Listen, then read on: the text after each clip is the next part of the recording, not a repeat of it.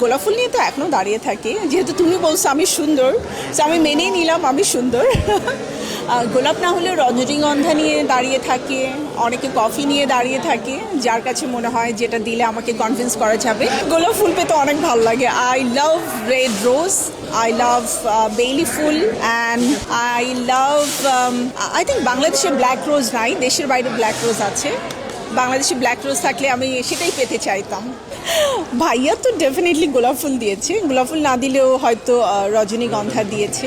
না, I think ভাইয়া আমাকে গোলাপ ফুল দিয়েছে লাস্ট একবার, মানে চলতি পথে হয়তো কোনো একটা ট্রাফিক সিগন্যাল থেকে কিনে এনে। আর গোলাপ ফুল পেতে সবসময় ভালো লাগে, আমি প্রতিদিন পেতে চাই, সেটা আমাকে যেই দেখ না কেন। প্রেম বিয়ে এত কিছু নিয়ে বলতে গেলে তো ধরা খেয়ে যাবো। হ্যাঁ, অনেকগুলো প্রেম ছিল না, লুকিয়ে লুকিয়ে বিয়ে কখনো বলতে হয় না। হ্যাঁ, বিয়ে লুকিয়ে করেছি। হ্যাঁ, ফ্যামিলি মেনে নিয়েছে। মানে কেমন অভিজ্ঞতাটা, কেমন আসলে? অভিজ্ঞতা খুব ভালো। লুকিয়ে যা কিছু করা হয়, সেটা প্রেম হোক, সেটা বিয়ে হোক, সেটা লুকিয়ে লুকিয়ে আইসক্রিম খাওয়া হোক, সব কিছু মজার।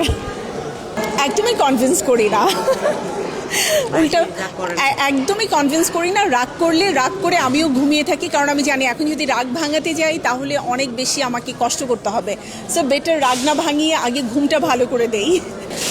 Black somehow my favourite colour, যদিও মানে অনেকেই বলে যে ব্ল্যাক সবসময় পরা উচিত না, বাট ব্ল্যাক আমার খুব পছন্দের।